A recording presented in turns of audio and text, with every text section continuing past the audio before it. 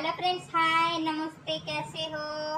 आशा करी अच्छे होंगे। और हमारे इधर बहुत गर्मी हो रही है, तो मैंने सोचा है कि चलो इतने कावड़ लेकर जाते हैं, गंगा स्नान करते हैं। एक कहानी मेरे पे आती है, मैंने बचपन में किताबों में पढ़े हैं, तो सोचा इस कहानी क्यों ना आप लोगों के साथ शेयर की जाए। तो मैंने इस कहानी बताने के लिए आप लोगों को पास वीडियो बनाई हूँ। तो चलो शुरू करते हैं कहानी। ज़्यादा देर मत करने नहीं आती है मेरे पास, तो जल्दी जल्दी शुरू करते हैं। तो सुने कहानी। एक बार क्या हुआ, शिव जी कैलाश पर्वत पर बैठे हुए होते और पार्वती भी साथ में होती है।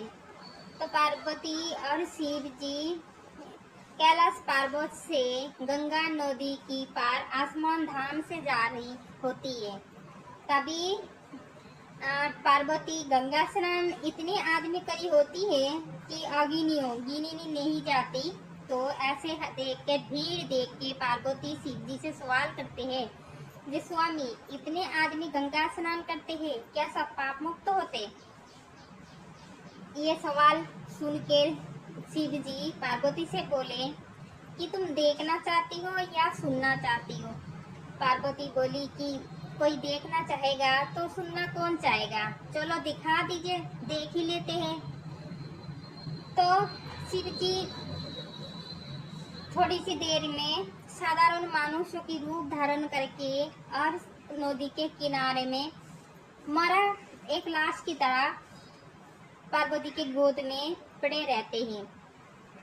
और इतना गंगा स्नान आदमी की भीड़ लगते हैं, बहुत ज्यादा भीड़ होते हैं। ऐसे भीड़ में पार्वती नदी के किनारे में शिव जी को मरा अपने गोद में लेके रोती है और लोगों से हाथ जोड़ के विनती करते हैं, जो देखो मेरा पति मर गया है और इसके अंतिम संस्कार मुझे करना है, लेकिन मुझे अकेली मैं ये सब नहीं कर पा रही हूँ, मुझसे नहीं उठाया जाती, प्लीज मेरी मदद करें।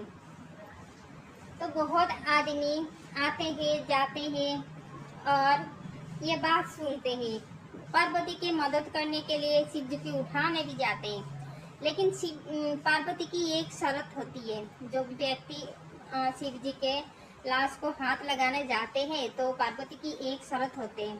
शर्त ये रखते हैं पार्वती, जो पाप मुक्त व्यक्ति होगी वही मेरी पति का लाश में हाथ दे पाएगा, नहीं तो कोई मेरे पति को छू नहीं सकते।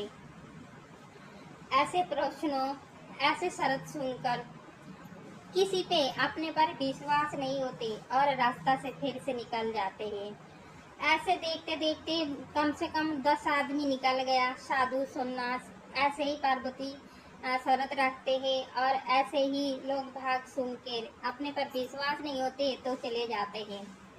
करते करते आखिर में एक चोर आया। मैं थोड़ी संक्षेप में बोल रही हूँ ताकि मेरी वीडियो ज़्यादा लंबी ना हो जाए, इसलिए जल्दी जल्दी बोल रही हूँ।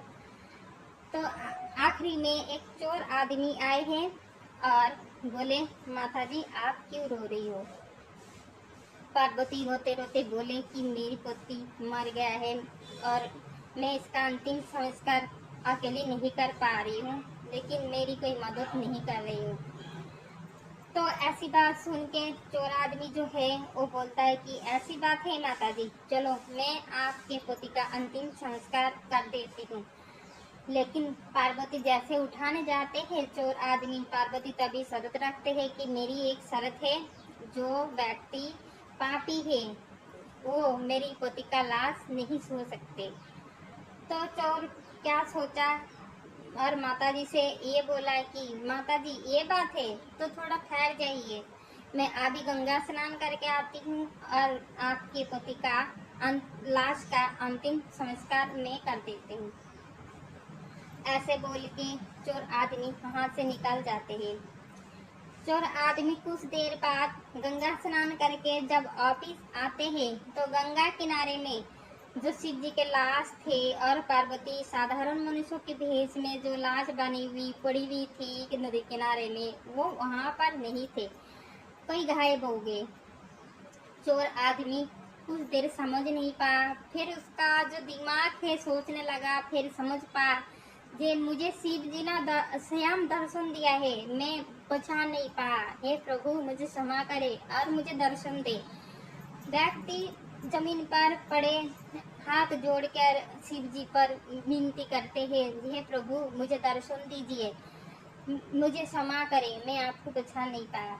बहुत जब तो शिव जी स्वयं प्रकट हुई वो चोर व्यक्ति के सामने और फिर बोलने लगे पार्वती से, शिव जी जो देखा, गंगा स्नान का मतलब असली यही होता है। जो सच्ची मन से किए कर्म करते हैं, गंगा स्नान करते हैं, वही पाप मुक्त होते हैं, वरना आपकी इच्छा। मेरी कहानी अगर अच्छी लगी तो एक शेयर सब्सक्राइब जरूर करें, और कोई गलती हुई तो मुझे क्षमा करें। जय भोले बाबा।